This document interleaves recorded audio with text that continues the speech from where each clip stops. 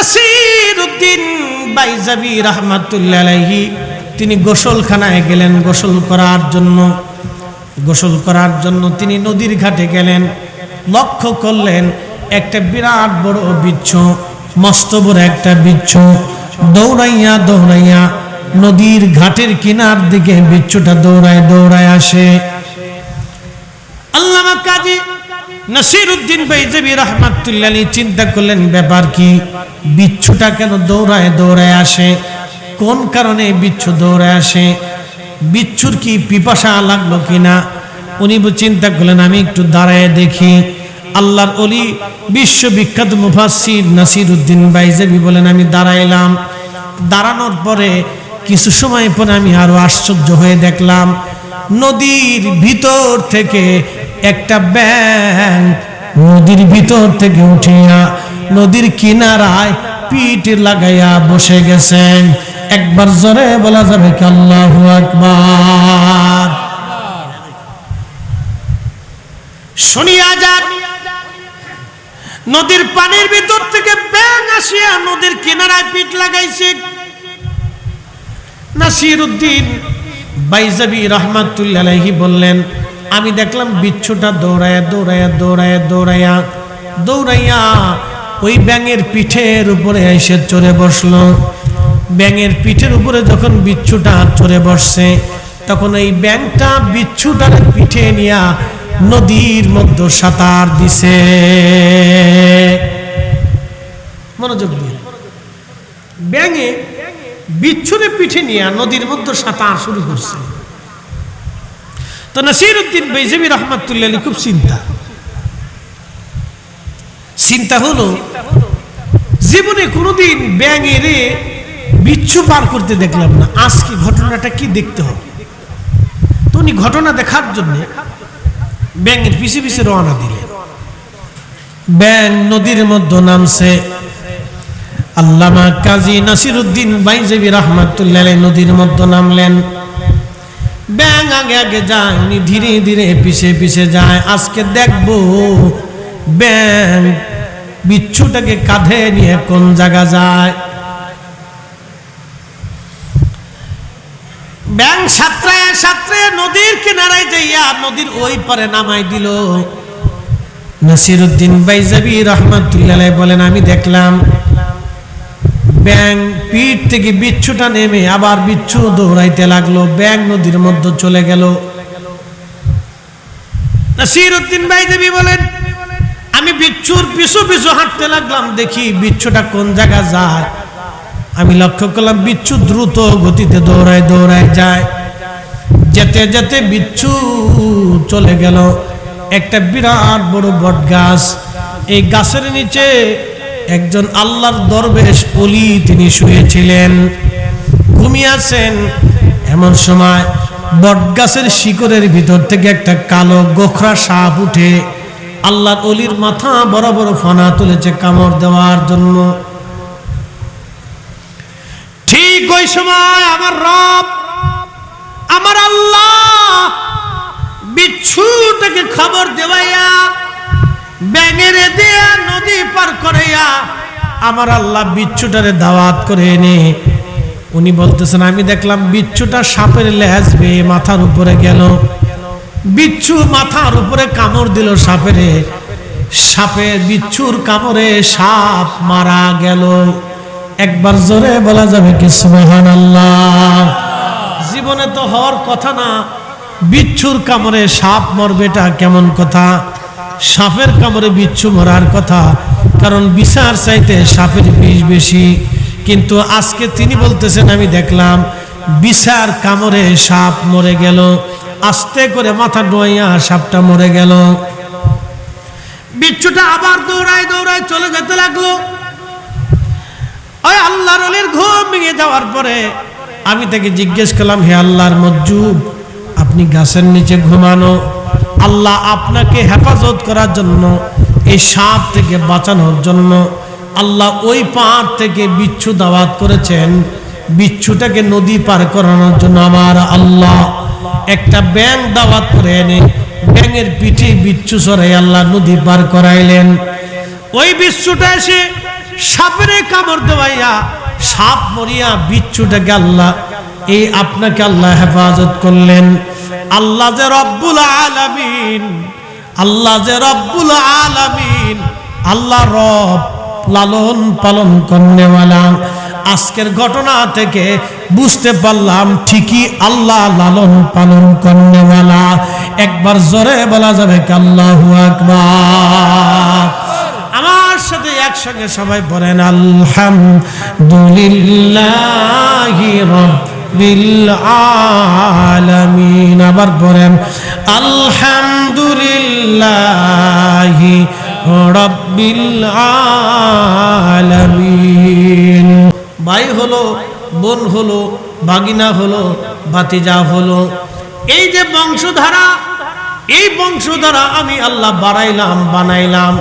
এটা হলো মানুষের শরীর থেকে ধাবমান নির্গত একটু পানি। এই পানি থেকে আমি আল্লাহ এই বংশ বিস্তার করলাম। পানি থেকে আমি আল্লাহ বংশ বিস্তার করলাম। সেই পানিটা বাবার পৃষ্ঠ দেশের মধ্যে থাকে, মায়ের বক্ষ দেশের মধ্যে থাকে। এই পানিটাকে আমার রব মায়ের এক নির্জন আধারে জরায়ুর ভিতরে আমার আল্লাহ পাক আমাদেরকে আল্লাহ মায়ের পেটের ভিতরে নিলেন। নেওয়ার পরে এইখানে আমার আল্লাহ আমাদেরকে সংরক্ষণ করলেন। ওই পানি থেকে রিফাইন করে করে করে করে প্রথম 40 দিনে সেটা রক্তপিণ্ড হলো। কোরআন শরীফ বলতেছে খলাকাল ইনসানা মিন আলাক, আমি মানুষ বানাইছি রক্তপিণ্ড থেকে।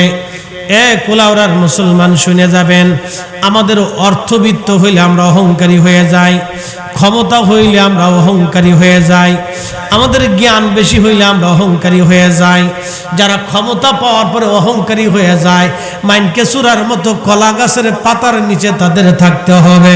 কথা কোন ঠিক কিনা?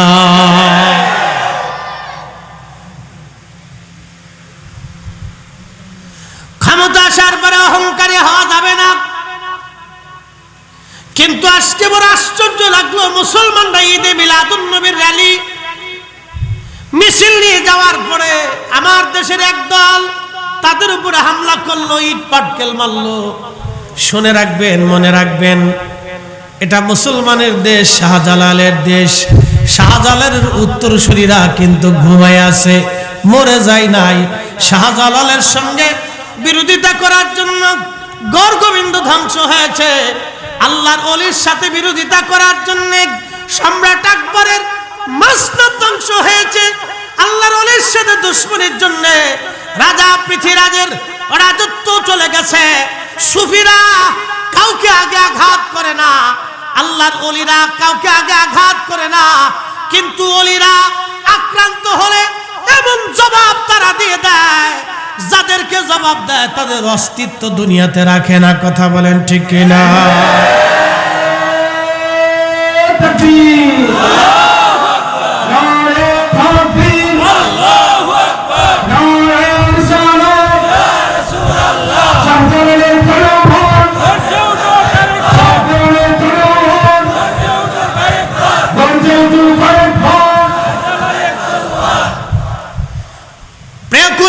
মুসলমান কেউ যদি মনে করে সুন্নি জামাত তাহলে সুন্নাতুল জামাতকে ধাক্কা দিয়ে সুরমা নদীতে ফেলে দেব, পদ্মা নদীতে ফেলে দেব, বঙ্গোপসাগরে ভাসিয়ে দেব, এটা সম্পূর্ণ ভুল।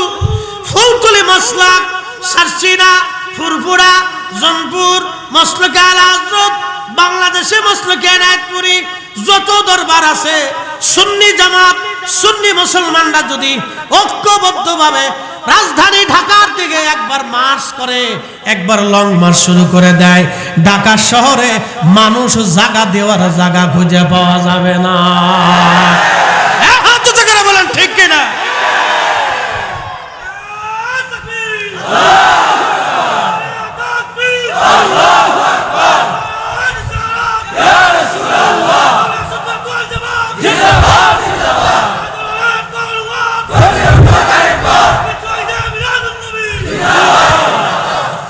বন্ধুগণ আমার, আমরা দুর্বল না, কিন্তু আমরা আদবী। ঠিক কিনা? আমরা দুর্বল না, কিন্তু আমরা উচ্চ উচ্ছৃঙ্খল না, আমরা দুর্বল না, কিন্তু আমরা উচ্ছৃঙ্খল না, আমরা আদাবি, আমরা শান্ত।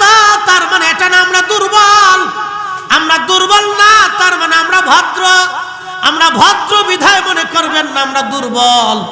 হ্যাঁ, আহলে সুন্নাত ওয়াল জামাত আগেও ছিল, এখনো আছে, আগামীতেও থাকবে। কথা বলেন ঠিক কিনা? সিলেটে সাহেব কিবলা ফুলতুলি রাহিমাহুল্লাহর রুহানি আওলাদেরা শুনে রাখেন, একটা কথা মনে রাখবেন, দ্বিতীয় সাহেব কেবলা ফুলতুলি এই সিলেটে আর বাংলার জমিনে পাবেন না। আল্লাহু আকবার। তিনি আল্লাহকে সন্তুষ্ট করেছিলেন, আল্লাহকে খুশি করেছিলেন। শুধু উনি না, উনি ছাড়াও আরো বহু আল্লাহর ওলিরা এই জমিনে সুন্নিয়ত দ্বীনের খেদমত করে তারা ঘুমিয়ে গেছেন। আমরা আল্লাহর ওলিদের পক্ষে কিয়ামত পর্যন্ত আছি এবং থাকব। তবে হ্যাঁ, কোন মাজারে যদি শিরিক বেদাত হয়, নাজাইজ কর্মকাণ্ড হয়, ওই নাজাইজ শিরিক বেদাত জটালা পটালার সাথে আমাদের সুন্নি জামাতের কোনো সম্পর্ক নাই। কথা বলেন ঠিক কিনা? কিন্তু মাজার ভাঙ্গার পক্ষপাতীও আমরা না।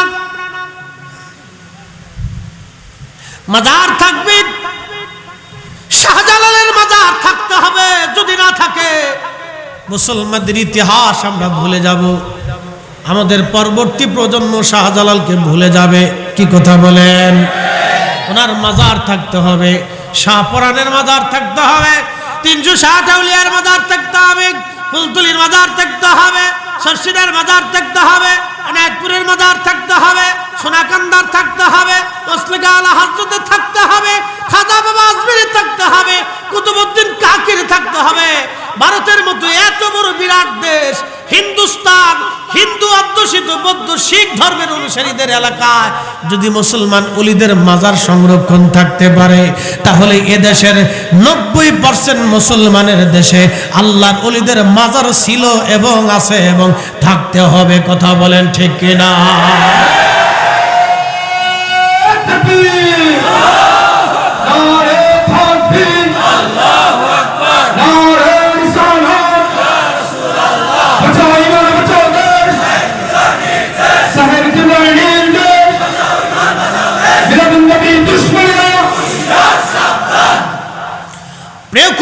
মুসলমান হাজিরিন, কারণ যদি মাজার না থাকে আমরা ইতিহাস ভুলে যাব। তাদের জিয়ারত চলতে হবে, তাদের জিয়ারতে গেলে শাহজালাল ইবনে মুজাররিদি তিনি শুধু খানকার পীর ছিলেন না, জিহাদের ময়দানের বীর ছিলেন। ঠিক কিনা? সিফা সালার হযরত শাহপরান যত 360 আউলিয়া শুধু খানকার পীর ছিলেন না, তারা জিহাদের ময়দানের বীর ছিলেন। তাদের ইতিহাস আমাদের দরকার, তাদের জিয়ারত আমাদের দরকার। এজন্যই প্রয়োজন আমাদের যুবকরা যখন তাদের জিয়ারতে দাঁড়াবে, তখন অটোমেটিক স্মৃতি মতে তাদের ইতিহাসগুলি ভেসে আসবে, আর মুসলমানরা আগামী দিনের জন্য অনুপ্রেরণা পাবে। অতএব জিয়ারত বন্ধ হবে না। তবে হ্যাঁ, ত্রুটি বিচ্যুতি যদি থাকে সেটা আমাদেরকে পরিষ্কার করে সেটা একবারে পবিত্র করতে হবে। কি কথা বলেন ঠিক কিনা? জুব্বায় যদি ময়লা লাগে, জুব্বা আপনি কেটে ফেলে দিবেন না, পরিষ্কার করতে হবে। মাথায় উকুন আসলে মাথা কেটে ফেলেন না, এটাকে পরিষ্কার করা লাগে। বন্ধু, খুব মনোযোগ দিবেন। এইরকম আল্লাহর ওলিদের কিছু কিছু বর্গা মাজার আছে যেগুলি কিছু কিছু দুষ্ট মানুষ দখল করে নিয়ে গেছে, তারা সেখানে ব্যবসা বাণিজ্য শুরু করে দিয়েছে। এইগুলি থেকে আমাদেরকে বের করে এনে ওই সমস্ত জায়গা সুন্নি মাদ্রাসা এতিমখানা বানাইতে হবে। কথা কোন ঠিক কিনা? প্রিয় মুসলমান, যাই হোক, যেদিকে যাচ্ছিলাম কোরআন শরীফের দিকে ফিরে চলে যাই। আমি অস্তিত্বহীন ছিলাম, আমার মালিক আমাদের রব আমাদেরকে অস্তিত্ব দিলেন। আমার মায়ের পেটের ভিতরে আল্লাহ আমাকে অস্তিত্ব দিলেন। প্রথম 40 দিন ওই পানিটাকে আমার আল্লাহ রিফাইন করলেন। রিফাইন করার পরে আমার আল্লাহ মায়ের রেহেমের ভিতরে আমার রব আমার আল্লাহ রক্তপিণ্ড বানাইলেন। ওই রক্তপিণ্ডটাকে আমার রব আমার আল্লাহ রাব্বুল আলামিন ওই রক্তপিণ্ডটাকে আরো 40 দিন রিফাইন করতে লাগলেন। 40 দিন রিফাইন করার পরে রক্তপিণ্ডটাকে আমার আল্লাহ গোশতখণ্ড বানাইলেন। গোশতখণ্ডটাকে আমার আল্লাহ আরো 40 দিন পর্যন্ত রিফাইন করতে লাগলেন। আঙ্গুল হলো, হাত হলো, নখ হলো, চোখ হলো, কান হলো, আমার দেহ হলো, সৌন্দর্য হলো। একটা বাচ্চা যখন আপনি দেখবেন দুনিয়াতে আসে, আসার পরে তাকে দেখতে খুব সুন্দর দেখা যায়। তার আঙ্গুলগুলি সুন্দর, তার চোখগুলি সুন্দর, তার কানগুলি সুন্দর, তার চেহারাগুলি সুন্দর, তার ঠোঁটগুলি সুন্দর, তার জিহ্বা সুন্দর, তার হাত পাগুলি সুন্দর। এই জন্য আল্লাহর কুরআন শরীফ আমার আল্লাহ বলতেছেন, লাকাদ খালাকনাল ইনসানা ফি আহসানি তাকওয়িম। আমি মানুষ বানাইছি সুন্দর অবয়ব দিয়া। সুন্দর যদি আমি মানুষ বানাইলাম সৌন্দর্য অবয়ব দিয়া। একবার জোরে বলা যাবে কি মারহাবা। তুমি রহমান, তুমি মেহেরবান, বলেন তুমি রহমান, তুমি মেহেরবান।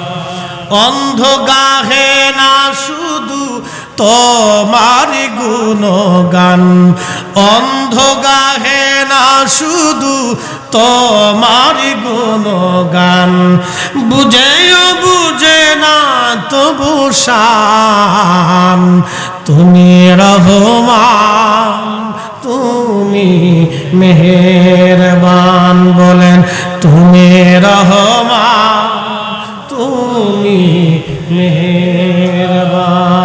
আল্লাহুম্মা সাল্লি আলা সাইয়্যিদিনা মাওলানা মুহাম্মদ ওয়া আলা আলি সাইয়্যিদিনা মাওলানা মুহাম্মদ। হয় না আরো জোরে জবান খুলে আল্লাহুম্মা সাল্লি আলা সাইয়্যিদিনা মাওলানা মুহাম্মদ ওয়া আলা আলি সাইয়্যিদিনা মাওলানা মুহাম্মদ। প্রিয় মুসলমান আমার,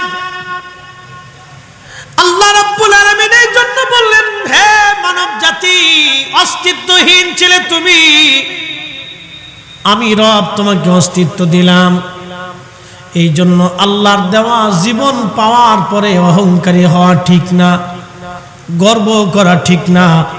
আল্লাহর দেওয়া জীবন পাওয়ার পরে এই জীবনটাকে আল্লাহর রাহে কুরবানি করতে হয়।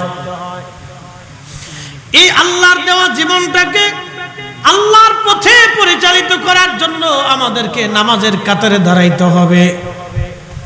যদিও আমরা সাহাবীদের মতো জিহাদের কাতারে দাঁড়ানোর সুযোগ আমাদের নাই, কিন্তু আল্লাহর দেওয়া মসজিদের নামাজের কাতারে দাঁড়ানোর সুযোগ আছে এখনো। নামাজের কাতারে দাঁড়াইতে হবে। নামাজের কাতারে দাঁড়াই আমরা আল্লাহর আইন মেনে মেনে চলতে হবে। আল্লাহর দেওয়া ছোট্ট জিন্দেগি পাওয়ার পরে আমাদেরকে আল্লাহর আইন মেনে চলতে হবে। একটা কথার উত্তর দিবেন, সূর্য আল্লাহর আইনে চলে, চাঁদ আল্লাহর আইনে চলে, বাতাস আল্লাহর আইনে চলে, বৃষ্টি আল্লাহর আইনে চলে। গতকালকে পর্যন্ত আকাশে মেঘ বৃষ্টি ছিল, আজকে নাই, আবার কালকে হবে কি হবে না আমাদের জানা নাই। কখন বৃষ্টি হবে, ওয়ায়ুনাজ্জিলুল গাইস, বৃষ্টি কখন কোন সময় হবে আমাদের কারো এটা জানা নাই। আমার মালিক আমার রব আমার আল্লাহ জানেন। এই যে বৃষ্টি আল্লাহর আইনে আসলো, আল্লাহর আইনে চলে গেল। কালকে অনেকেই কমিটির সবাই হয়তো চিন্তা করছিল, হাই মেঘ কি হবে আগামীকাল, কিন্তু না, আমার আল্লাহ আজকে পরিষ্কার করে দিলেন, একেবারে ক্লিন আল্লাহ করে দিলেন, বৃষ্টি মুক্ত করে দিয়ে মাহফিল আমার আল্লাহ আমাদেরকে আসার সুযোগ করে দিলেন। আকাশের মেঘ আল্লাহর আইনে। পৃথিবীর সমুদ্রগুলো যদি আপনি যান দেখবেন জোয়ার আসে, আবার সমুদ্রের পানি ভাটা চলে যায়। জোয়ার আসার পরে 4-5 হাত পানি বেড়ে যায়। একটু চিন্তা করেন তো, জোয়ারটা কিন্তু শুধু সমুদ্রের কিনারা আসে না, পুরা সমুদ্রের ভিতরে জোয়ারটা হয়। কোটি কোটি মন পানি ছিল, কোটি কোটি মন পানি আবার কোথায় হারিয়ে চলে গেল? যিনি দিলেন তিনি আল্লাহ, যিনি নিলেন তিনি আল্লাহ। তাহলে সমুদ্রের জোয়ার ভাটা আমাদের হুকুমে হয় না? সমুদ্রের জোয়ার ভাটা আল্লাহর হুকুমে হয়। এই যে রাষ্ট্রীয় ক্ষমতার পালাবদল আমাদের বিধানে হয় না, এটা আল্লাহর হুকুমেই হয়। রাষ্ট্রীয় ক্ষমতার পালাবদল আমাদের হুকুমে হয় না, আল্লাহর হুকুমে হয়। এই জন্য ক্ষমতা আসার পরে ক্ষমতাহীন হয়ে যারা হবে তাদেরকে দুর্বল ভেবে অত্যাচার করা লাগবে, তাদেরকে কষ্ট দিতে হবে, তাদের অধিকারগুলি নষ্ট করতে হবে। এইগুলি অন্যায়, এইগুলি অন্যায়। এখন ধরেন ক্ষমতায় যারা আসলো, তারা যদি চিন্তা করলো না আমরাই ব্যবহার করব, অন্যদেরকে আমরা দমায় রাখবো। যদি মনে করেন মুসলমানরা ক্ষমতায়, চিন্তা করলো না হিন্দুদের পূজা আমরা করতে দেব না, এটা ঠিক না।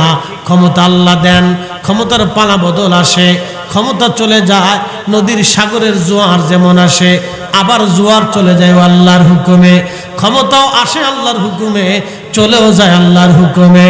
আল্লাহর কোরআন বলল, কুলিল্লাহুম্মা মালিকাল মুলকি তুতিল মুলকা মান তাশাউ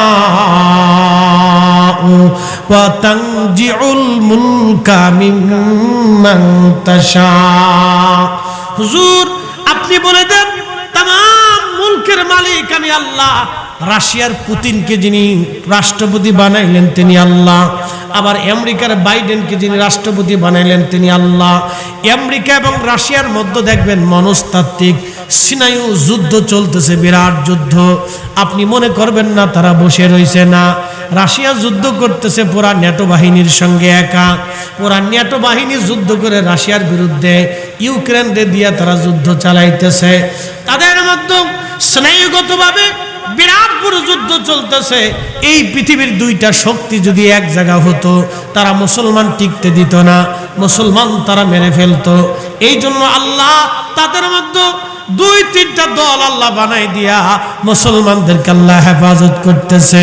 যদিও আমেরিকা, যদিও ইসরায়েলের পক্ষ দেয়, রাশিয়া কিন্তু তলে তলে ইরানের পক্ষ দিয়া ফিলিস্তিনিদের পক্ষ দিতেছে। এটাই হলো আল্লাহর খেলা। কথা বলেন ঠিক কিনা? এই ক্ষমতার পালাবদল আল্লাহর আইনে চলে। ক্ষমতা আছে কাল নাই, এগুলি নিয়ে বাড়াবাড়ি করার কিছুই নাই। তোমরা যারা মিলাদুন নবীর মাহফিলে ঢিল ছোড়ো, আমরা মিলাদ পড়াইতে গেলে তোমরা বাধা দাও।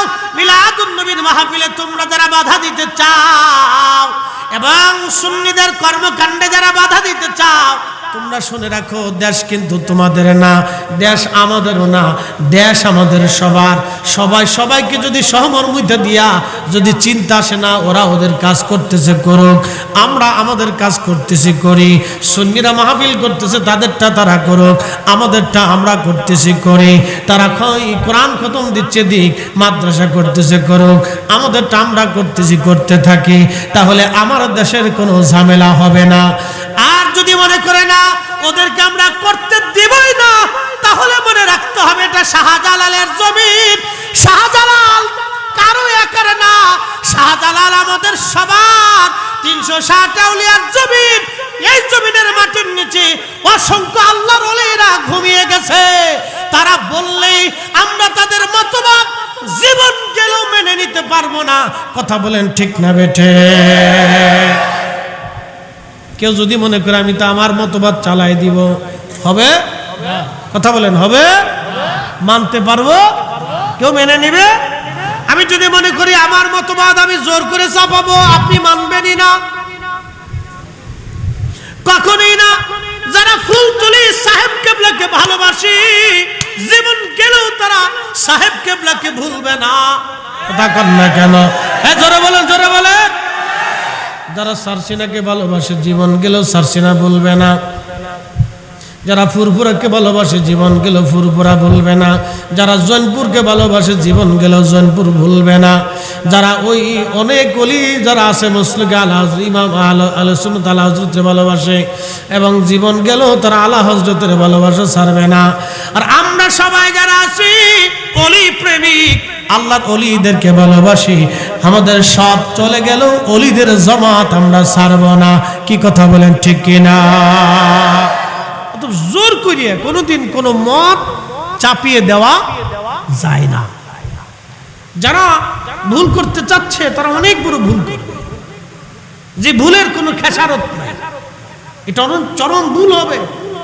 সহমর্মিতা প্রয়োজন, যার যার কাজ তার তার অবস্থান থেকে করুক, কোনো বাধা হবে না। জনগণ যাকে বেশি সাপোর্ট করবে করুক। শোনেন, ভালোবাসা জোর করে নেওয়া যায় না, সমর্থন জোর করে নেওয়া যায় না, এটা হৃদয় থেকে আসে।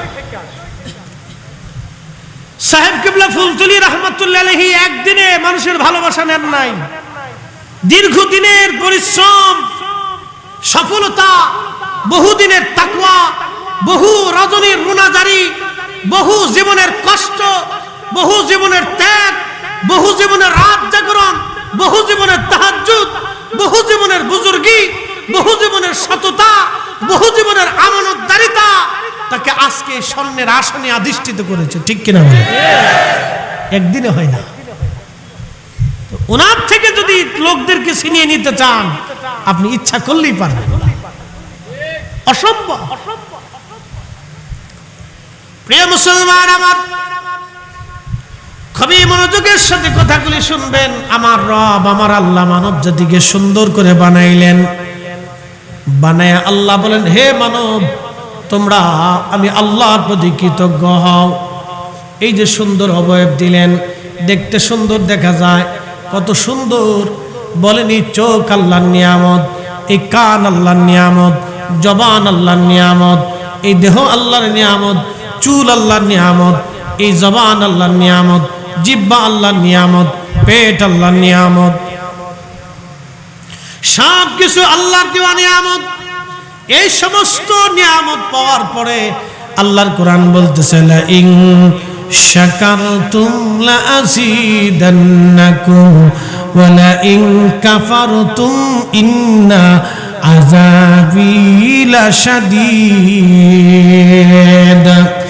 আল্লাহর কোরআন বলতেছে, হে বান্দা, আমি রবের নিয়ামত পাওয়ার পরে তুমি শুকর আদায় করো, শুকরিয়া আদায় করো, কৃতজ্ঞ হও, কৃতজ্ঞ হও, কৃতজ্ঞ হও।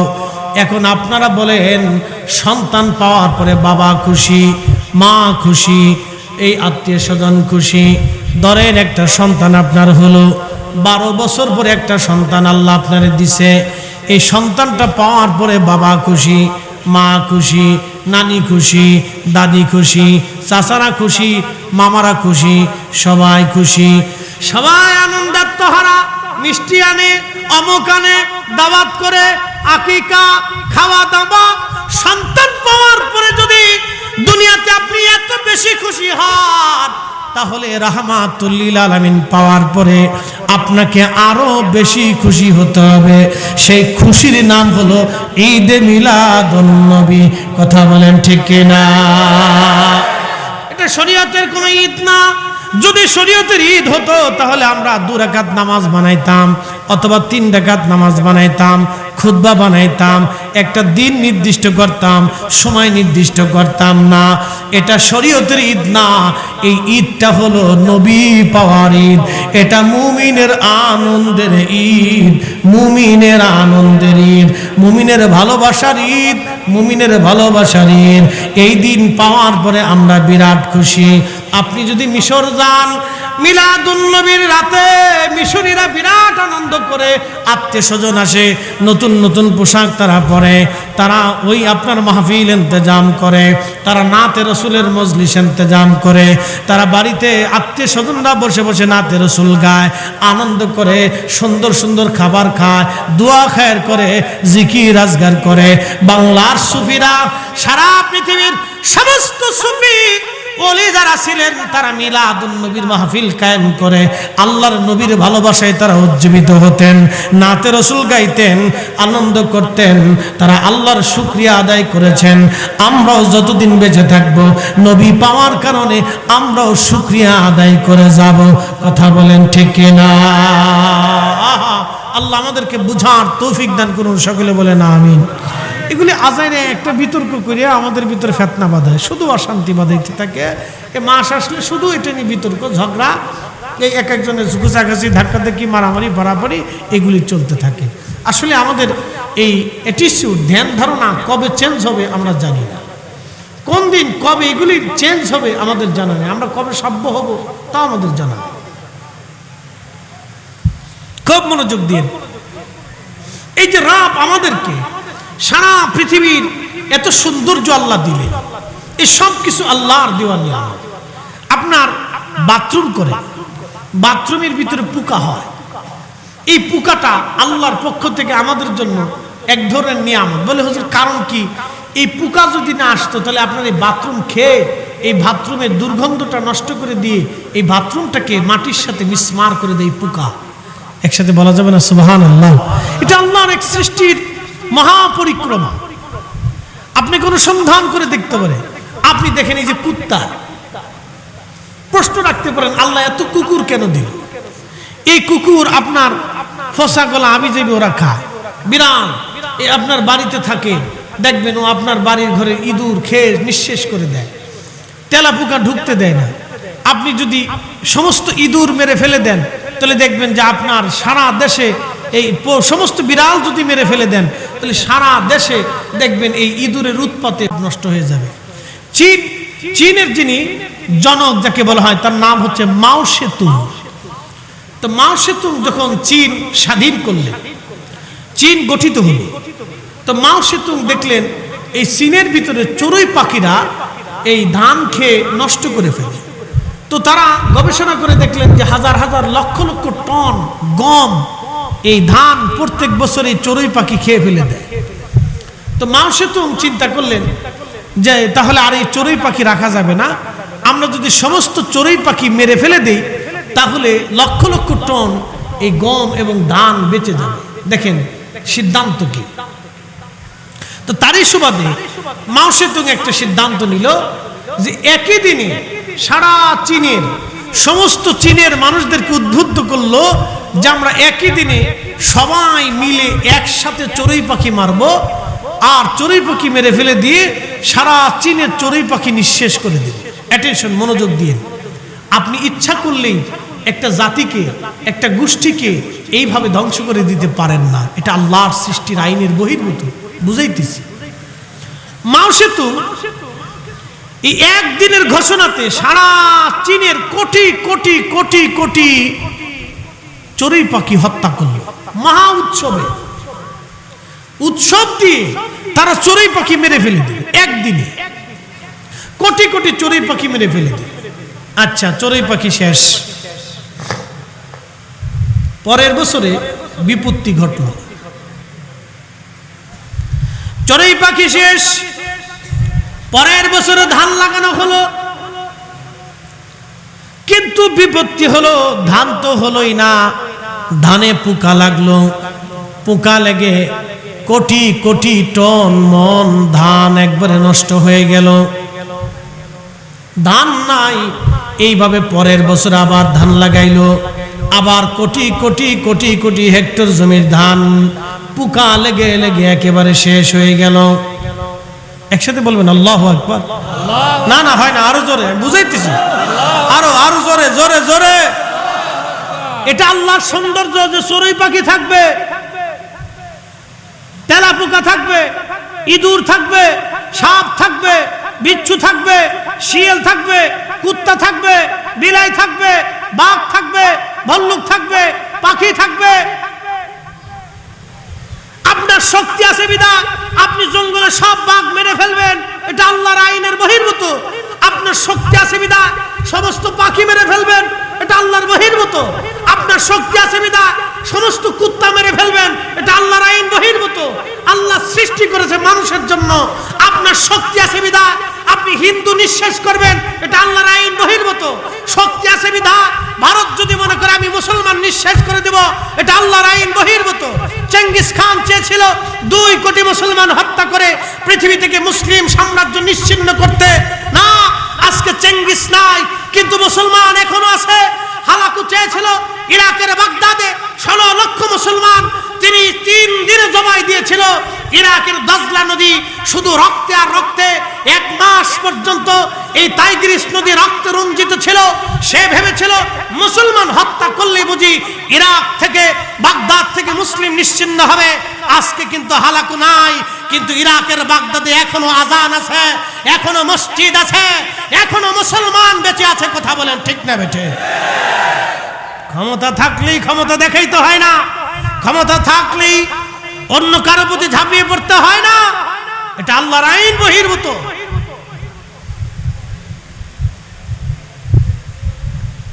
আগে যারা ভুল করছিল তারা সেই ভুলের খেসারত দিচ্ছে, এটা আল্লাহর আইন বহির্ভূত। তো মাও সেতুং চীন সমস্ত চড়ুই পাখি একবারে নিঃশেষ করে দিল। চড়ুই পাখি আর নাই। ধান লাগাইলো, ধানে পোকা হলো। প্রথম বছরে ধান শেষ, দুর্ভিক্ষ শুরু হলো। পরের বছর ধান লাগালো, আবার পোকা হলো, ধান নাই। কোটি কোটি মন ধান নাই, আবার দুর্ভিক্ষ বেড়ে গেল। দুর্ভিক্ষে চীনে 1 কোটি মানুষ না খেয়ে মরে গেল।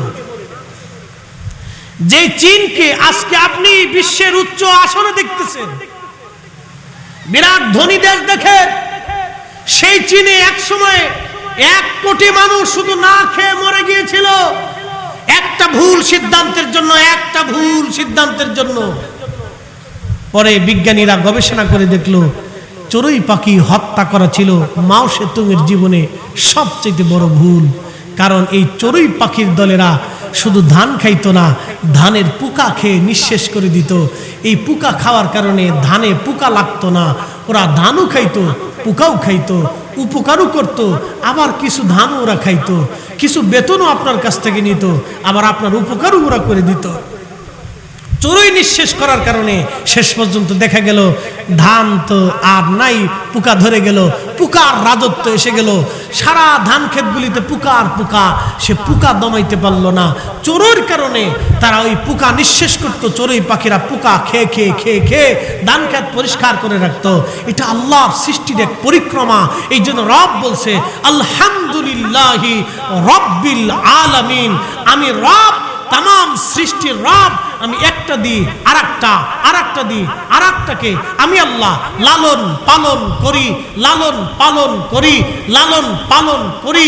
কুত্তা দিয়ে মানুষে, মানুষ দিয়ে কুত্তারে, বিলাই দিয়ে মানুষে, মানুষ দিয়ে বিলাই রে, গরু দিয়ে মানুষে, মানুষ দিয়ে গরু রে, মহিষ দিয়ে মানুষে, মানুষ দিয়ে মহিষ রে, গাধা দিয়ে মানুষে, মানুষ দিয়ে গাধারে। আমি আল্লাহ রাব্বুল আলামিন রব। এইরকম সৃষ্টির পরিক্রমা, একটা দিয়ে আরেকটা, আরেকটা দিয়ে আরেকটা, আরেকটা দিয়ে আরেকটা। আমি আল্লাহ রাব্বুল আলামিন সৃষ্টিকে এইভাবে সুন্দর করে চক্রাকারে সাজিয়েছি। এটা আমার আল্লাহর সৃষ্টি। তোমরা আমরা আল্লাহর আইন বাহির কইরা, আল্লাহর আইনের বাহির আইসা তোমরা নিজস্ব মতবাদ চালায় দিয়া তোমরা অন্য কোন গোষ্ঠী, ব্যক্তি, কোন পশু পাখি তোমরা অন্যায় করবে না, তাদেরকে হত্যা করবে না, কষ্ট দিবে না, ব্যথা দিবে না। একসাথে বলা যাবে না আল্লাহু আকবার। আমাদেরকে বুঝতে হবে। কিছু মাথা মোটার দল আছে, আগা মাথা বুঝে না, মনে কাছে হয়ে গেছে। এগুলো ঠিক না। আগে যারা ছিল তারা ভাবছিল যে খুব পাইয়ে গেছি, পাইয়ে যাবার যে দরবেশে 60 লক্ষ কোটি টাকা না 60,000 কোটি টাকা নিয়ে গেছে। তাতে কি হয়েছে বলেন তো? এখন জেল খাটতেছে। সে ভাবছিল আমি পেয়ে গেছি, পাবার যে নিতে যেয়ে সব শেষ করছে, নিজে শেষ হয়েছে, আরো মানুষকে শেষ করছে। এগুলো না, এগুলো জুলুম। এই ভুলের জন্য তাদের খেসারত দিতে হচ্ছে। আবার আমরা যদি ভুল করি তাহলে আমাদেরকেও খেসারত দিতে হবে। কি কথা বলেন, ঠিক কিনা? তাহলে ক্ষমতা পাওয়ার পরে কি না ব্যবহার করা যাবে, অপব্যবহার করতে হবে না। এটা সমন্বয় করতে হবে, মিলেমিশে থাকতে হবে। আল্লাহ আমাদের প্রত্যেকের তৌফিক দান করুন। সকলে বলেন আমিন। আমিন। প্রিয় মুসলমান, আলহামদুলিল্লাহি রাব্বিল আলামিন আর রহমানির রহিম। সুন্দর একটা ঘটনা আজ আপনাদেরকে শোনাবো।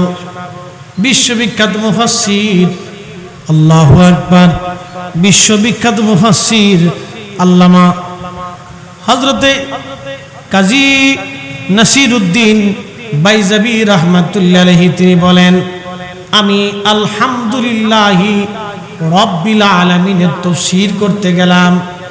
তাফসীর শুরু করলাম, লেখা শুরু, আলহামদুলিল্লাহ, সমস্ত প্রশংসা আল্লাহর। এই তাফসীর লেখার পরে আমি আলহামদুলিল্লাহি রাব্বিল আলামিনের তাফসীর করতে যাব। ঠিক এমন সময় আমি চিন্তা করলাম যোহরের নামাজের সময় ঘনিয়ে গেছে, আমি গোসলখানা থেকে যোহর নামাজ এসে পড়ব, আগে নদী থেকে আমি গোসল করে আসি।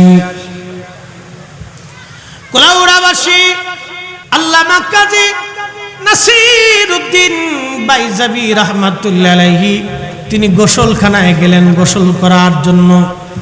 গোসল করার জন্য তিনি নদীর ঘাটে গেলেন। লক্ষ্য করলেন একটা বিরাট বড় বিচ্ছু, মস্ত বড় একটা বিচ্ছু দৌড়াইয়া দৌড়াইয়া নদীর ঘাটের কিনার দিকে বিচ্ছুটা দৌড়ায় দৌড়ায় আসে। আল্লামা কাজী নাসিরউদ্দিন বাইজাবি রাহমাতুল্লাহি আলাইহি চিন্তা করলেন, ব্যাপার কি, বিচ্ছুটা কেন দৌড়ায় দৌড়ায় আসে, কোন কারণে বিচ্ছু দৌড়ায় আসে, বিচ্ছুর কি পিপাসা লাগলো কিনা। উনি চিন্তা করলেন আমি একটু দাঁড়ায় দেখি। আল্লাহর ওলি বিশ্ববিখ্যাত মুফাসসির নাসিরউদ্দিন বাইজাবি বলেন, আমি দাঁড়াইলাম। দাঁড়ানোর পরে কিছু সময় পরে আমি আরো আশ্চর্য হয়ে দেখলাম নদীর ভিতর থেকে একটা ব্যাঙ নদীর ভিতর থেকে উঠিয়া নদীর কিনারায় পিঠ লাগাইয়া বসে গেছেন। একবার জোরে বলা যাবে কি আল্লাহু আকবার?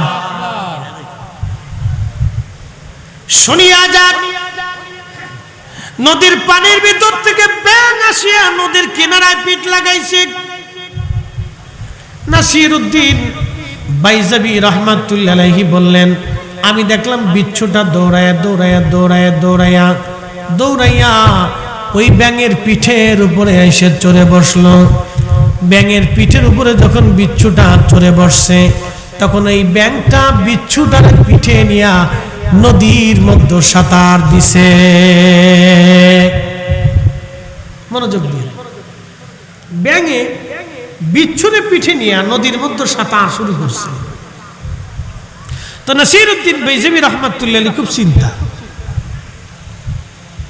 চিন্তা হলো, জীবনে কোনোদিন ব্যাঙের বিচ্ছু পার করতে দেখলাম না, আজকে ঘটনাটা কি দেখতে হবে। তো উনি ঘটনা দেখার জন্য ব্যাঙের পিছে পিছে রওনা দিলেন। ব্যাঙ নদীর মধ্যে নামছে। আল্লামা কাজী নাসিরউদ্দিন বাইজাবি রাহমাতুল্লাহি আলাইহি নদীর মধ্যে নামলেন। ব্যাঙ আগে আগে যায়, উনি ধীরে ধীরে পিছে পিছে যায়। আজকে দেখবো ব্যাঙ বিচ্ছুটাকে কাঁধে নিয়ে কোন জায়গা যায়।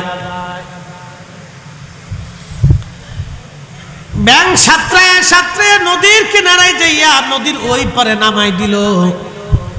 নাসিরউদ্দিন বাইজাবি রাহমাতুল্লাহি আলাইহি বলেন, আমি দেখলাম ব্যাঙ পিঠ থেকে বিচ্ছুটা নেমে আবার বিচ্ছু দৌড়াইতে লাগলো। ব্যাঙ নদীর মধ্যে চলে গেল। নাসিরউদ্দিন বাইজাবি বলেন, আমি বিচ্ছুর পিছু পিছু হাঁটতে লাগলাম, দেখি বিচ্ছুটা কোন জায়গা যায়। আমি লক্ষ্য করলাম বিচ্ছু দ্রুত গতিতে দৌড়ায় দৌড়ায় যায়। যেতে যেতে বিচ্ছু চলে গেল একটা বিরাট বড় বট গাছ। এই গাছের নিচে একজন আল্লাহর দরবেশ ওলি তিনি শুয়েছিলেন, ঘুমিয়েছেন।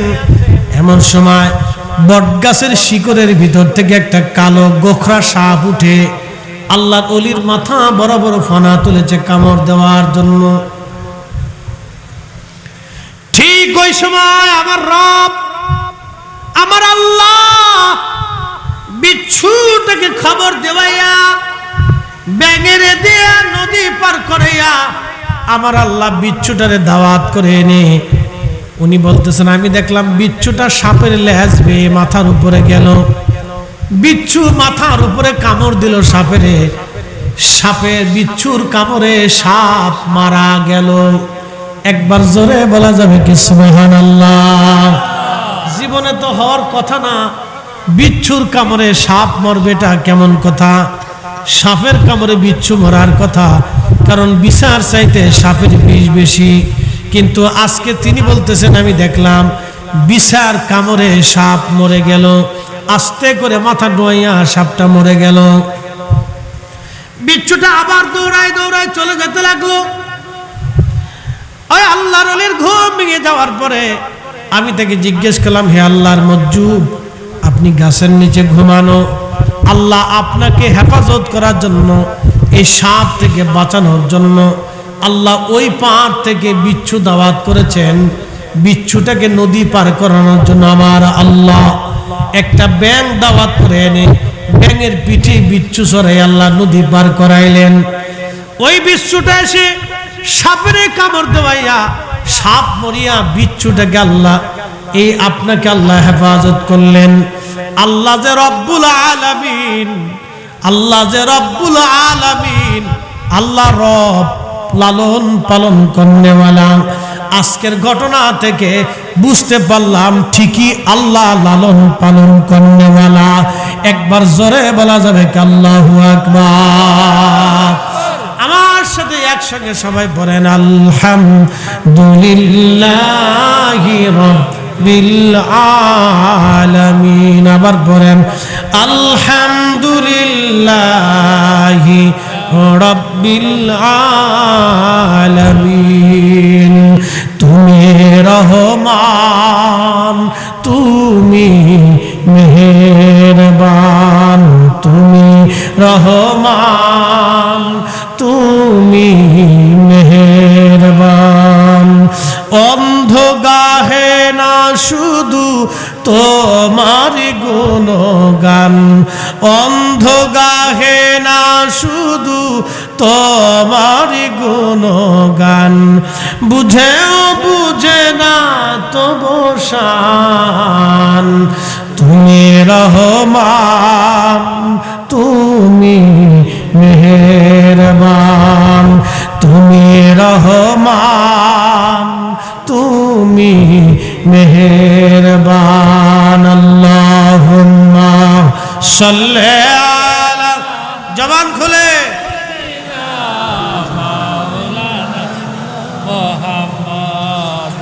ওয়া আলা আলি সাইয়্যিদিনা মাওলানা মুহাম্মদ।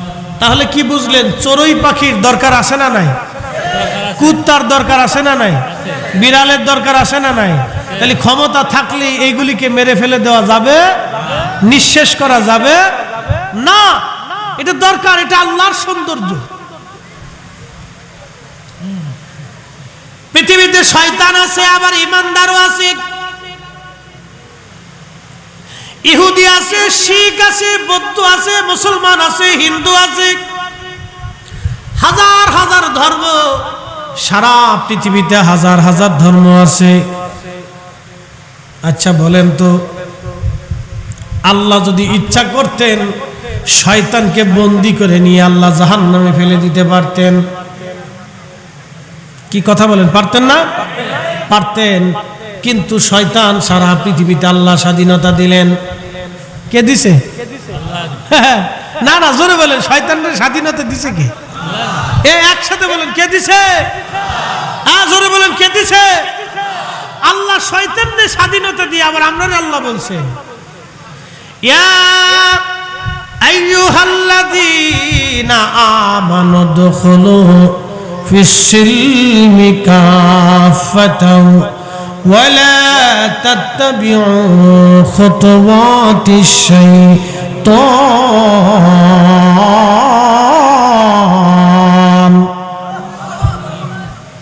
শয়তানের স্বাধীনতা দিছে কে? না না, জোরে বলেন, জোরে না, ঘুমাইছে আপনাদের। একসাথে বলেন আল্লাহু আকবার। শয়তানের স্বাধীনতা দিছে কে? আল্লাহ। কে দিছে? আমাদের হেদায়েতের জন্য নবী পাঠাইছে কে? আল্লাহ। কেন আল্লাহকে জিজ্ঞেস করেন, আল্লাহ শয়তান দেওয়ার দরকারটা কি ছিল? তুমি যদি শয়তান না দিতে তাহলে তো আর এত নবী পাঠানোর দরকার ছিল না। আমরা তাহলে ল্যাংটা হইতাম না, বেটি মানুষের দিকে তাকাইতাম না, ওই কুনজর আসতো না, ওই আমার চুরির চিন্তা ছিল না, ওই দুর্নীতি করতাম না, দরবেশ বাবা 60,000 কোটি টাকা নিত না, ওই আর এক বেটা নিত না, মাইনকে চিবে মাইনকে পড়তো না, হাউন আঙ্কেল বিপদে পড়তো না।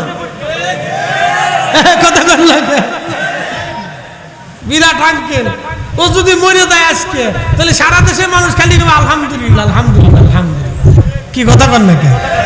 কি জিন্দেগি গঠন করছে চিন্তা করেন, কি ফজিলতের জীবন। আহারে আরে সর্বনাশ।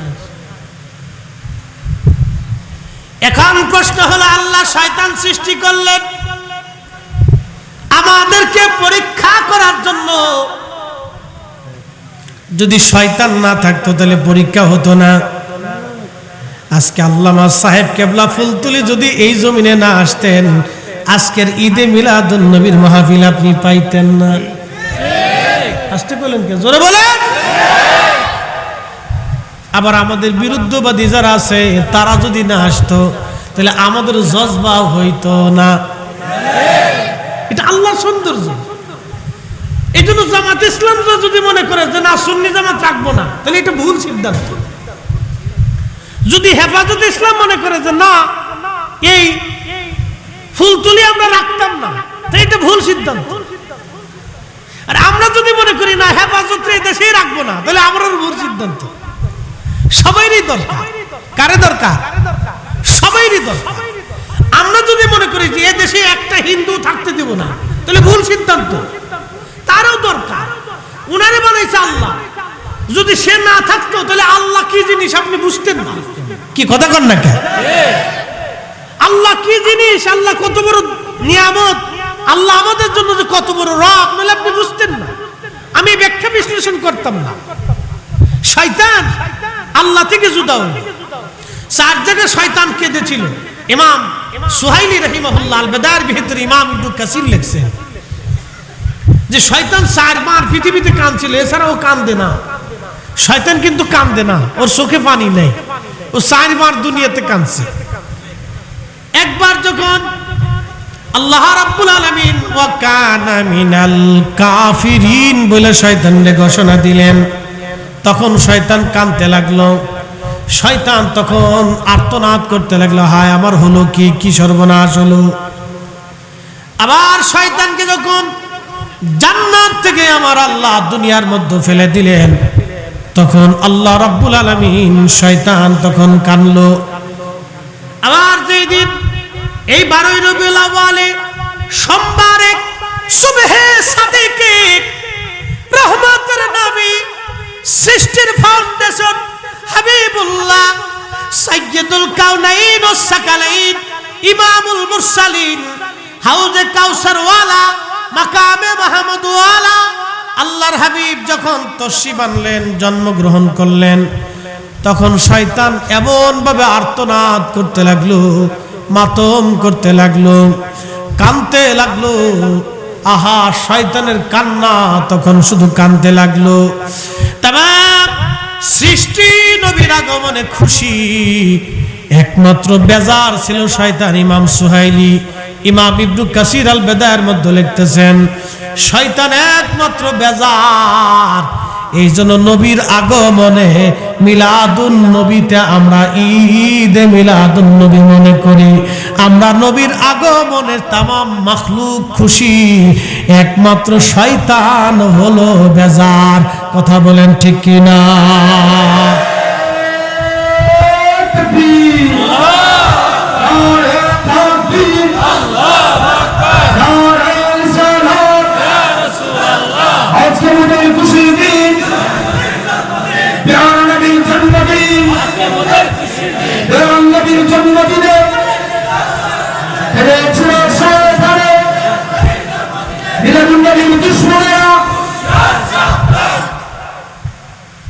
বুঝা গেছে? নবীর আগমনে খুশিকে তামাম, বেজারকে আজাজিল। তা আমরা তো আজাজিলের অনুসরণ করতে পারি না। কোরআন বলতেছে ওয়ালা তাত্তাবিউ খুতুওয়াতিশ শাইতান, তোমরা শয়তানের ইত্তেবা করিও না।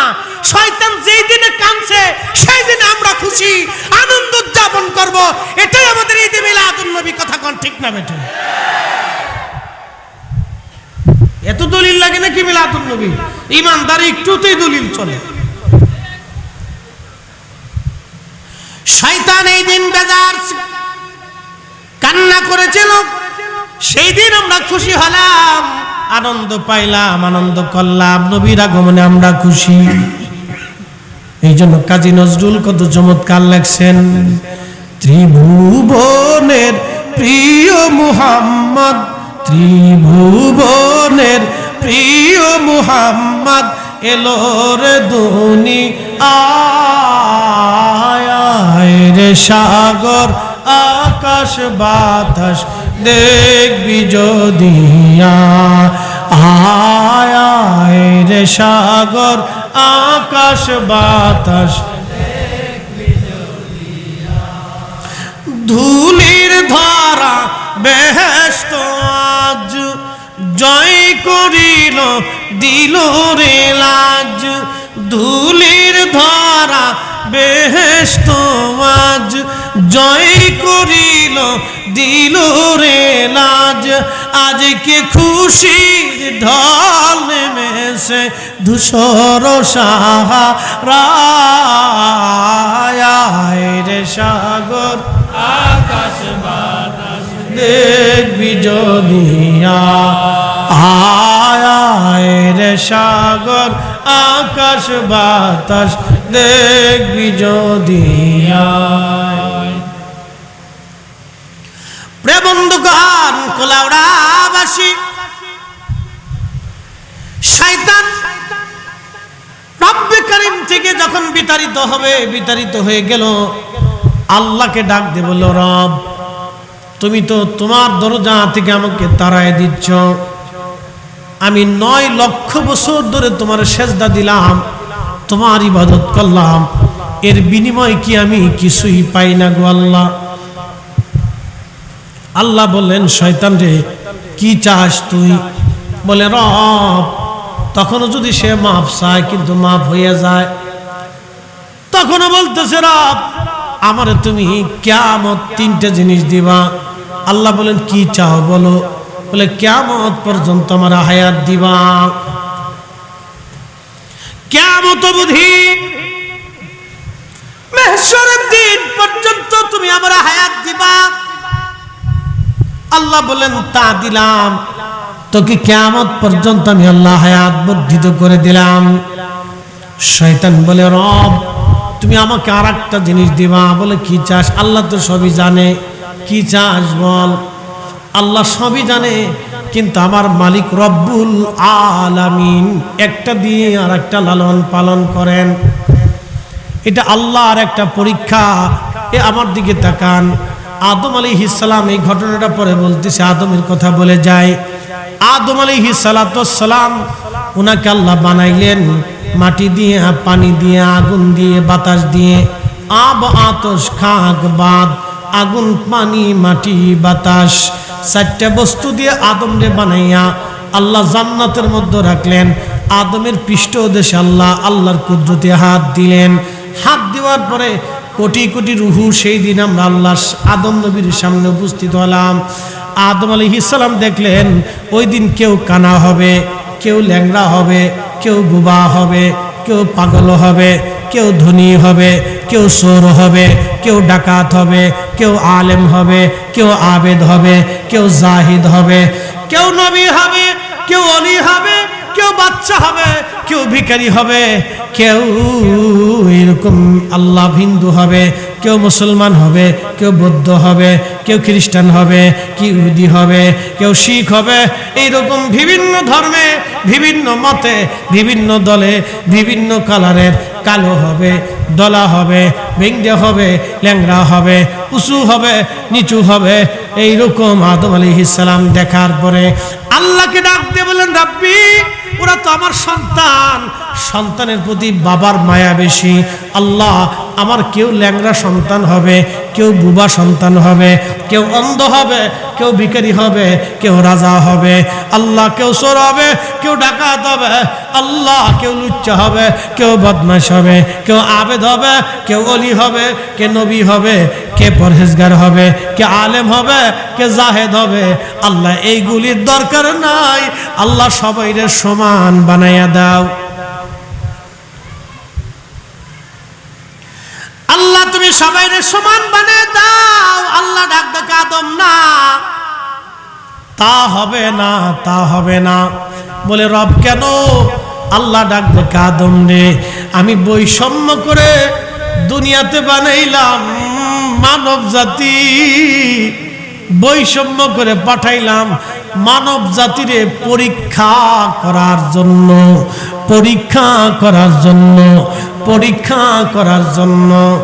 আপনি যদি গরিব হন তাহলে আপনি আল্লাহর পরীক্ষার মধ্যে আছেন, আপনি যদি সুন্দর হন আল্লাহর পরীক্ষার মধ্যে আছেন, আপনি যদি অন্ধ হন আল্লাহর পরীক্ষার মধ্যে আছেন, আপনি যদি বোবা হন আল্লাহর পরীক্ষার মধ্যে আছেন, আপনি যদি ধনী হন আল্লাহর পরীক্ষার মধ্যে আছেন, আপনি যদি ক্ষমতাওয়ালা হন আল্লাহর পরীক্ষার মধ্যে আপনি আছেন, আপনার আলেম যদি হন আল্লাহর পরীক্ষার মধ্যে আছেন, আপনি যদি পীর হন আল্লাহর পরীক্ষার মধ্যে আছেন, আপনি যদি ওলি হন আল্লাহর পরীক্ষার মধ্যে আছেন, আপনি যদি কালা হন আল্লাহর পরীক্ষার মধ্যে আছেন, আপনি ভিখারি হন আল্লাহর পরীক্ষার মধ্যে আপনি আছেন।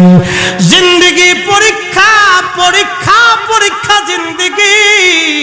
আল্লাহর কোরআন বলতেছে ওয়ালা নাবলুওয়ান্নাকুম বিশাইইম মিনাল খাউফি ওয়াল জুই ওয়া নাকসিম মিনাল আমওয়ালি ওয়াল আনফুসি ওয়াস সামারাত।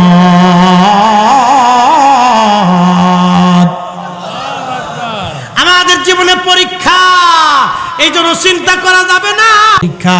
শয়তান ডাক দেখে রব তুমি তো আমার দুনিয়ার মধ্যে পাঠাইতেছো, একটা জিনিস দিলে কিয়ামত পর্যন্ত হায়াত, 2 নম্বর আরেকটা জিনিস তুমি আমারে দিবা গো আল্লাহ। বলে কি চাস শয়তান?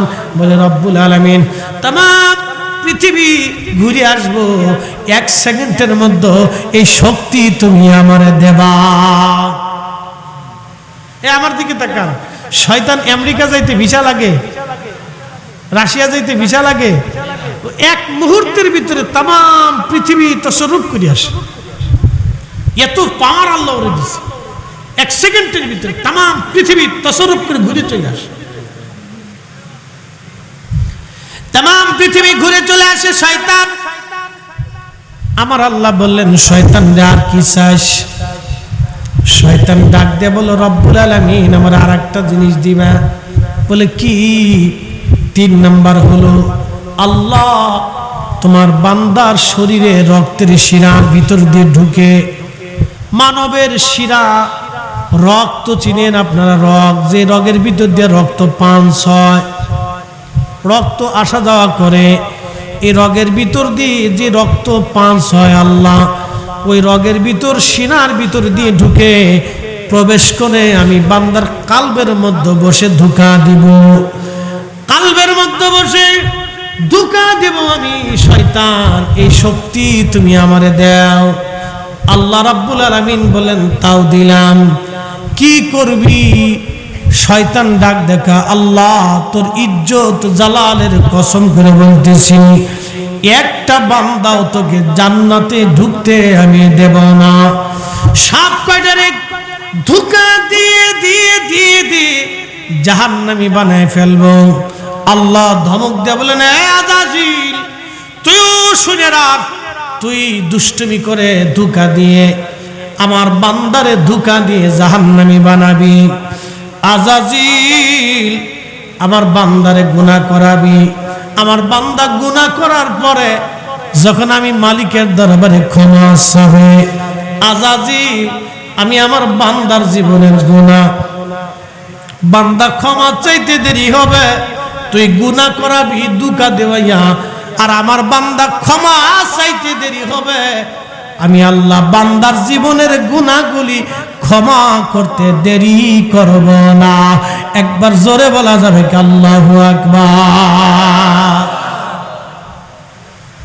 বলেন দোয়ার দরকার আছে না নাই? আসতে বলেন, জোরে বলেন দোয়া লাগবে কি লাগবে না? বাড়িতে কোরআন খতম দিবেন, মিলাদ পড়াবেন, দোয়া করাবেন। কেউ যদি বেদাতের ফতোয়া দেয়, ওর বেদাতের ফতোয়ার গোষ্ঠী কিলা। হ্যাঁ, কথা বলেন ঠিক না বেঠিক? শাহজালালের জমিনে দোয়া চলবে, মিলাদ চলবে, খতম চলবে, জিকির চলবে, মাহফিল চলবে, ঈদে মিলাদুন নবী চলবে। কথা বলেন ঠিক না বেঠিক?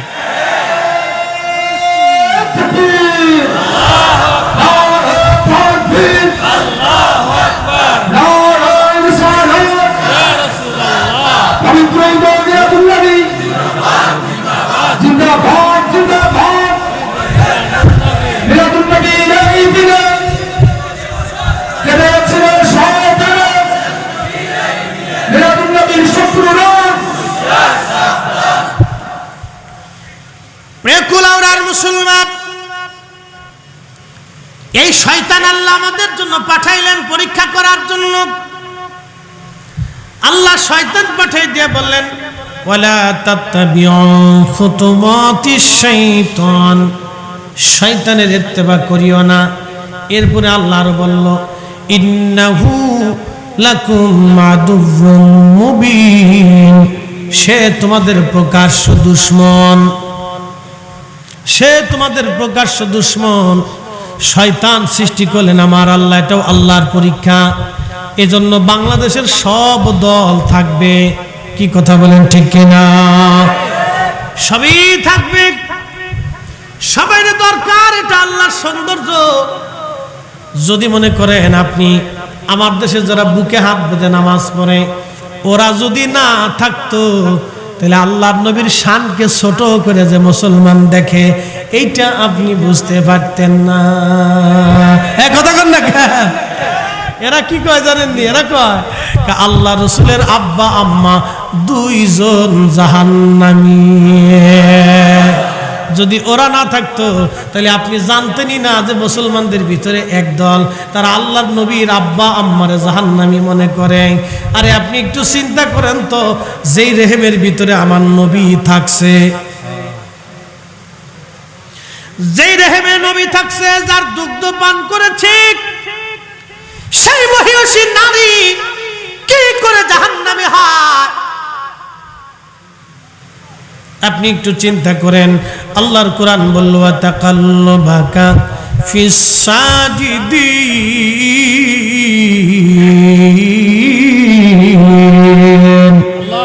হাবিব আপনাকে সেজদাকারীদের মাধ্যমে দুনিয়াতে আনছি। হাবিব আপনাকে সেজদাকারীদের মাধ্যমে দুনিয়াতে আনছি। আল্লাহর নবীর আব্বা আম্মা দুইজন ছিলেন সেজদাকারী বান্দা।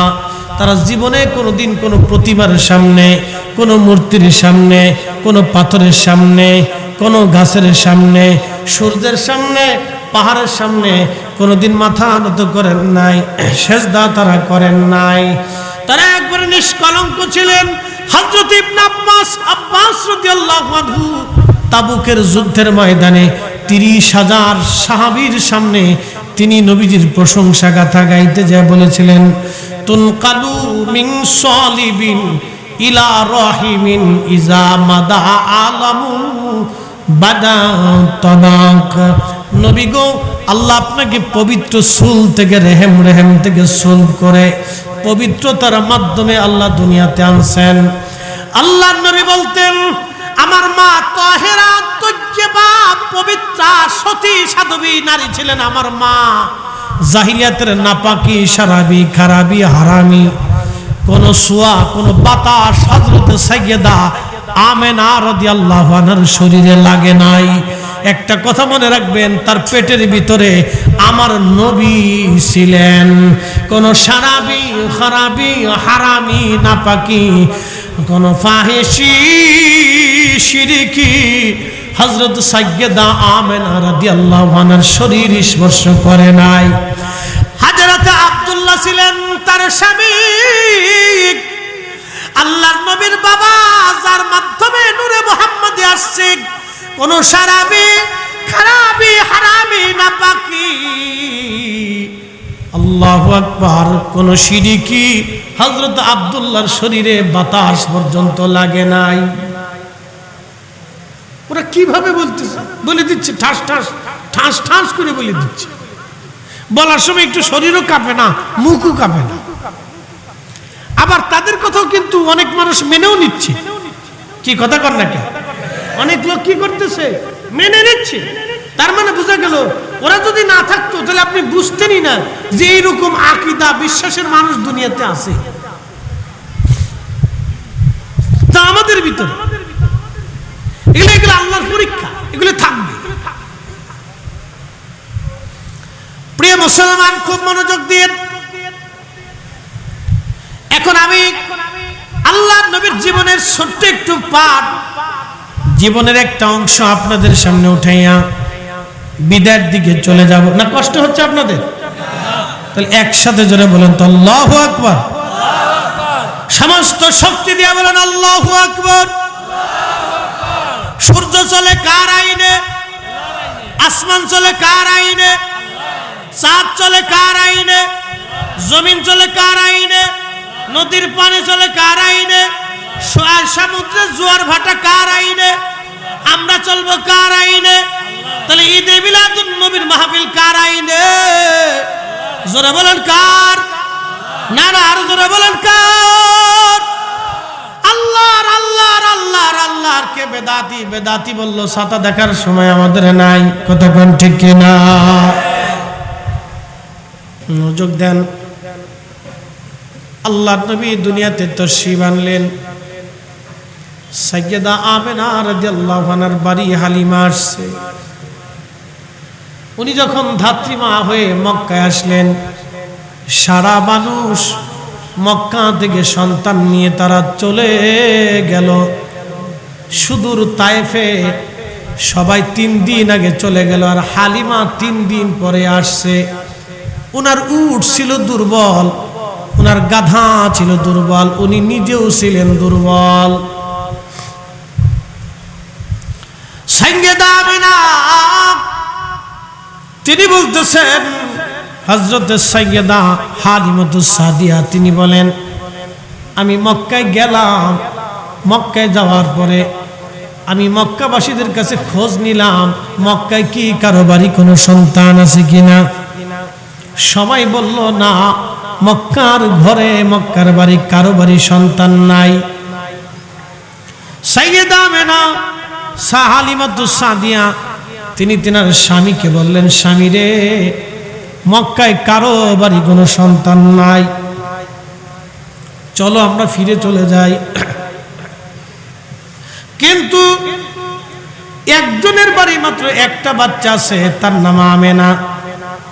স্বামীর নাম আব্দুল্লাহ, মারা গেছে। হযরত আব্দুল্লাহ রাদিয়াল্লাহু আনহু তিনি ব্যবসা করার জন্য বর্তমান যেটা গাজা, বর্তমানে কি গাজা, এই গাজার আগে নাম ছিল আসকালান। বর্তমানে যে গাজা, এটার আগে নাম ছিল আসকালান। এখানে সমুদ্রের কিনারবর্তী এলাকা, এখানে বিরাট বড় পর্যটন কেন্দ্র এবং সামুদ্রিক এইখান ব্যবসায়িক কেন্দ্র ছিল। এটাকে তৎকালীন জমানায় শাম বলা হতো। সুদূর মদিনা হয়ে হযরত আব্দুল্লাহ তিনি ব্যবসা করার জন্য ওইখানে গিয়েছিলেন।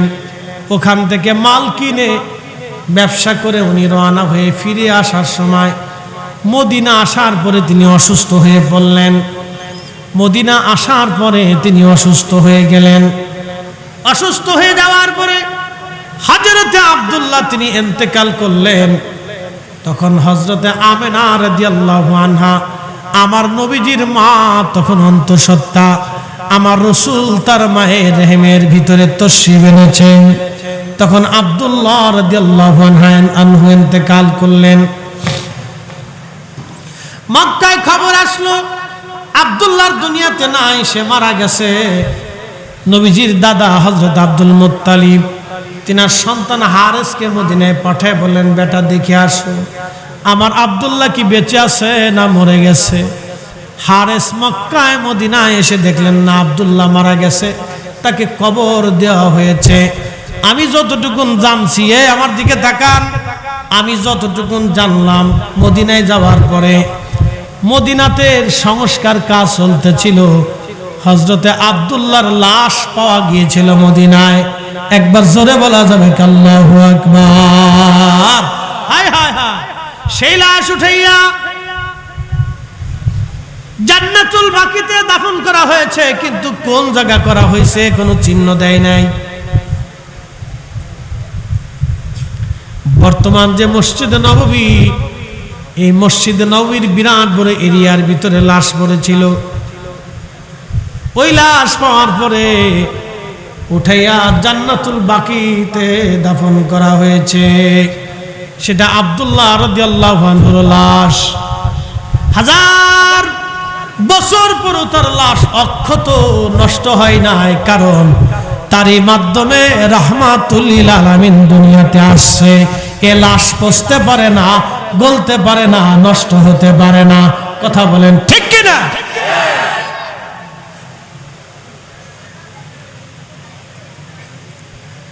হযরত আব্দুল্লাহ মারা গেছে। হালিমা বলতেছে, স্বামী পয়সা দেওয়ার মতো কেউ নাই, চলেন আমরা ফিরে চলে যাই।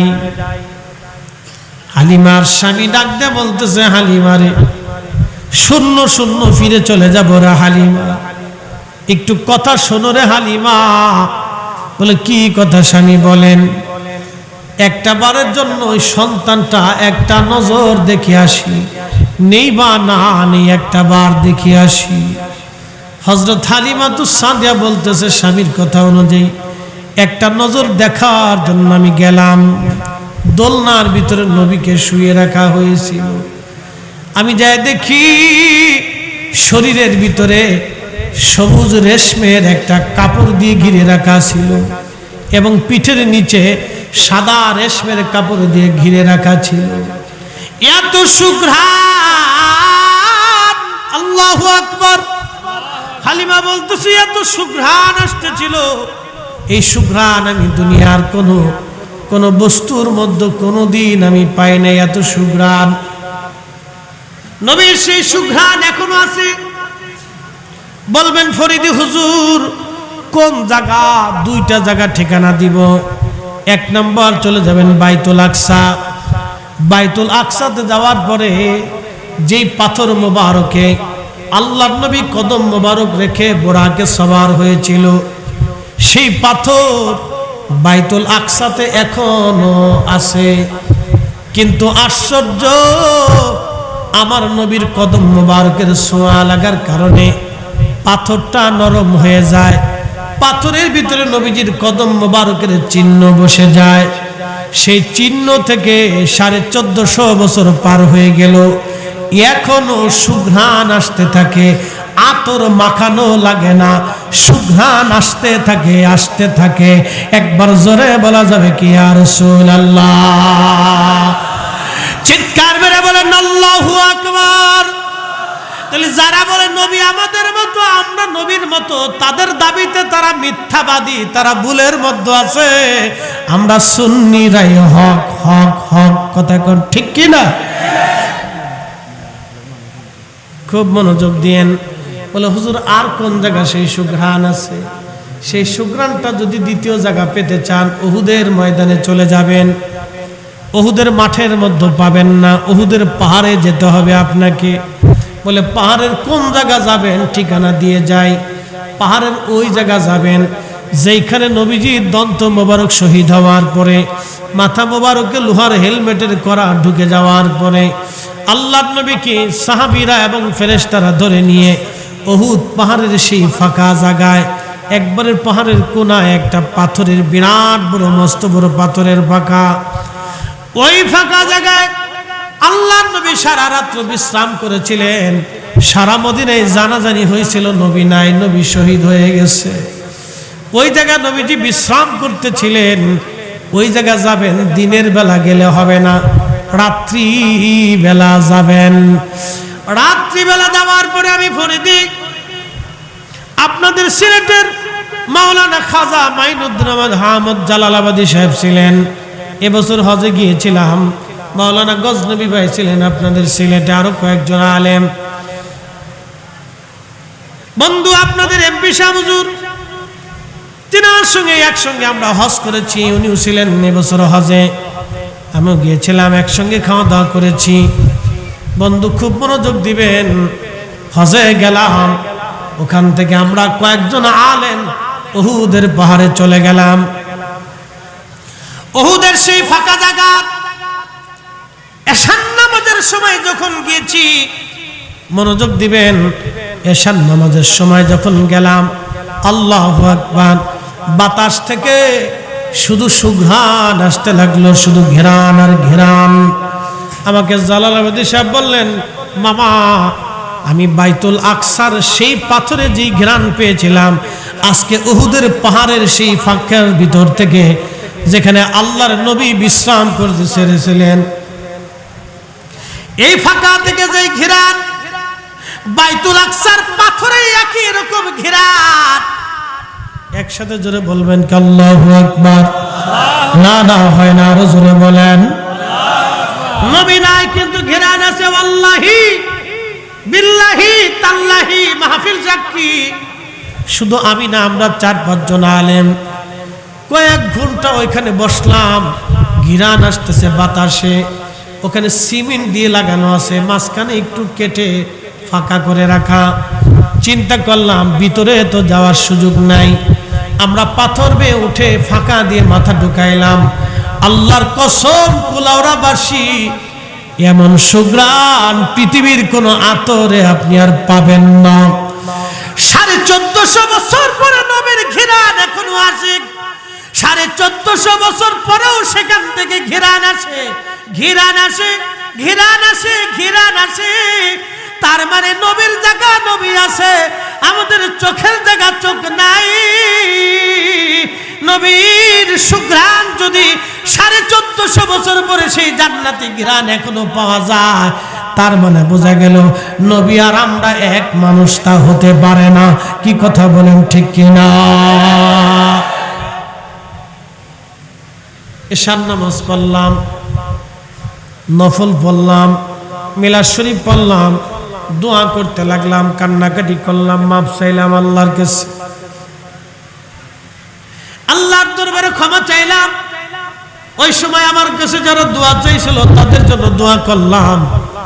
মদিনাতুল মুনাওয়ারার সবুজ মিনারা ওইখান থেকে দেখা যাইতেছিল। উহুদ পাহাড় রে, নবীজিকে ভালোবাসার জন্য উহুদ আল্লাহর জান্নাতি পাহাড়। নবী বলতেন, উহুদ আমারে ভালোবাসে, আমি নবী উহুদ রে ভালোবাসি।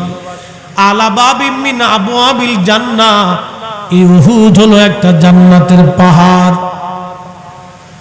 সুঘ্রাণ ওখান থেকে 1450 বছর পরে এখনো আসে।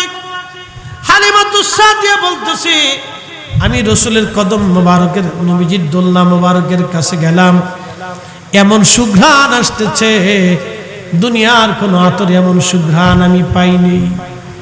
সুঘ্রাণ পাওয়ার পর আমি মোহিত হয়ে গেলাম।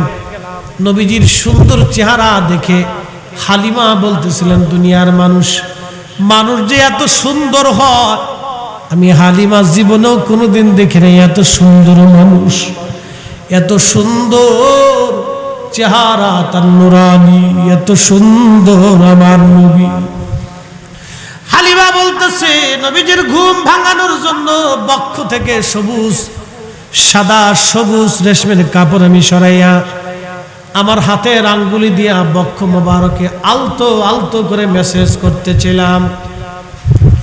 মেসেজ করতেছি যাতে ঘুম ভাঙে। এমন সময় দেখি আল্লাহর নবীর ঘুম ভেঙে গেল। আমার দিকে তাকাইয়া নবী ছোট্ট করে একটা মুস্কি হাসি দিলেন। ওই হাসিতে আমি হালিমা পাগল পারা হয়ে গেলাম। আমি লক্ষ্য করলাম তিনার জুলফি মুবারকের মাঝখানে, আমি লিখতেছেন এই ঘটনা, লিখেছেন ইমাম মোল্লা আলী কারি মাক্কি আল মাউরিদুর রাবি ফি মাউলিদিন নবীর ভিতরে। এই কিতাব আমার ঘরে আছে।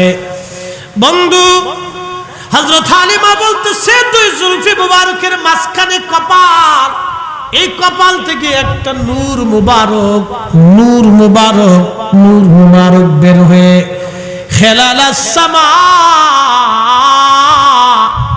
মধ্য আকাশ পর্যন্ত নূর চলে গেল। আমি দেখতে লাগলাম, আমি দেখলাম কপাল মোবারক থেকে নূর খেলাল সামা মধ্য আকাশ পর্যন্ত চলে গেল। একবার জোরে বলা যাবে কি আল্লাহু আকবার। শ্রেষ্ঠ নবী দিলাম রে তরিয়ে নিতে রোজা হাসরে, ঠিক কিনা?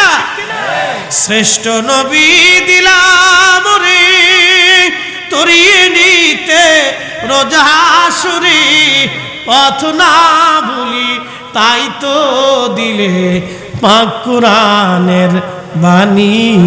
খুদা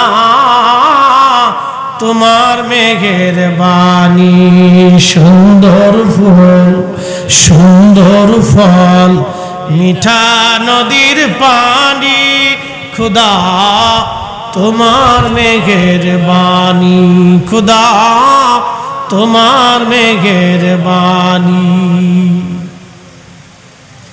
হযরত হালিমাতুস সাদিয়া বলেন, আমি ওই জুলফি মুবারকের মাঝখানে কপাল মুবারকে চুমা লাগাইলাম। চুমা লাগাইয়া আমি নবীর কোলের মধ্যে নিলাম। আমি দুর্বল ছিলাম, কোলে নেওয়ার সঙ্গে সঙ্গে আমার শরীর সতেজ হয়ে গেল।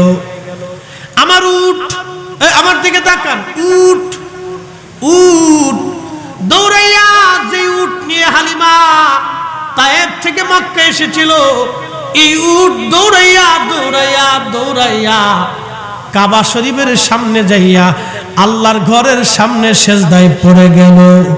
নবী পাইয়া উঠে খুশি, নবী পাইয়া পশুরা খুশি, আমরা মানুষ খুশি হতে পারলাম না। আমরা যারা খুশি তারা ভাগ্যবান, আমরা যারা খুশি তারা ভাগ্যবান ভাগ্যবান।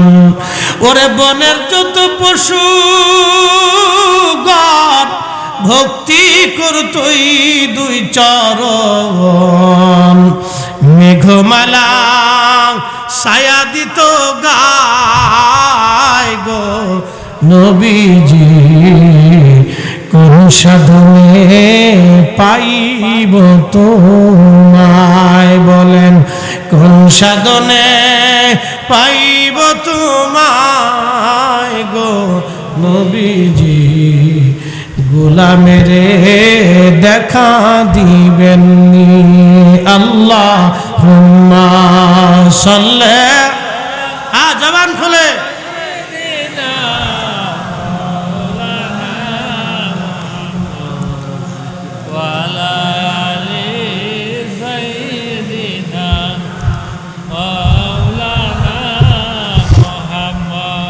ঘুমাইছে আপনাদের কেবল 12:30 বাজে।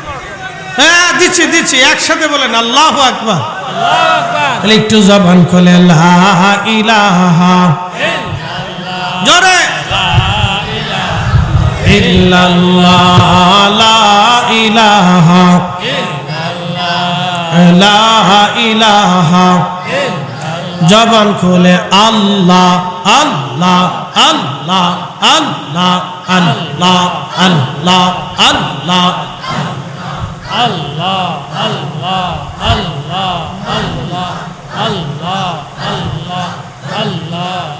মুঝ পাগলা রে ডুবলো বেলা দেখনা চাহিয়া, আল্লাহ আল্লাহ আল্লাহ আল্লাহ Allah, Allah, Allah, আল্লাহ আল্লাহ আল্লাহ আল্লাহ আল্লাহ আল্লাহ।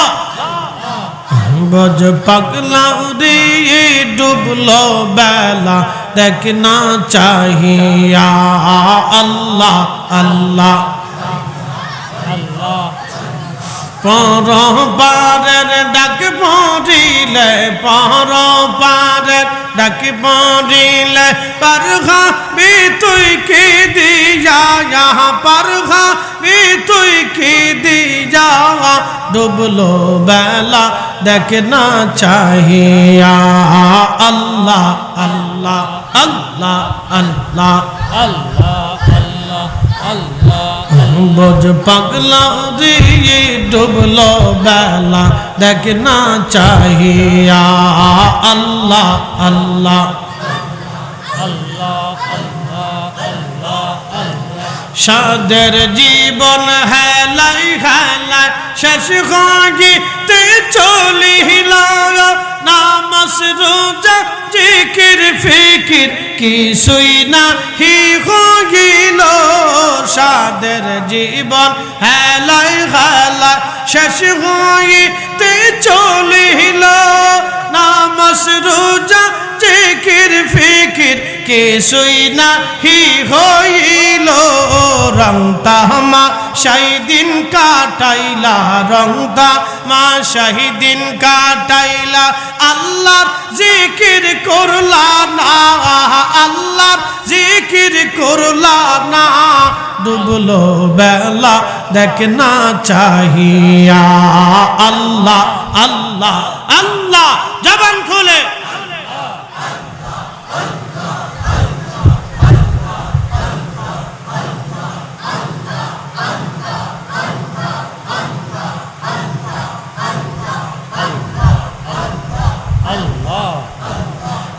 বজ পাগলা রে ডুবলো বেলা দেখ না চাহিয়া আল্লাহ আল্লাহ আল্লাহ আল্লাহ পর পারের ডাক পড়িলে পর পারের ডাক পড়িলে পারগা মে তুই কে দি যাগা পারগা মে তুই কে দি যা ডুবলো বেলা দেখ না চাহিয়া আল্লাহ আল্লাহ আল্লাহ আল্লাহ আল্লাহ আল্লাহ আল্লাহ আল্লাহ নবীর কালেমা নামাজ রোজা পথের সম্বল করিয়া সামনে চল রে অবুঝ মন রে আল্লাহ আল্লাহ বলিয়া নবীর কালেমা নামাজ রোজা পথের সম্বল করিয়া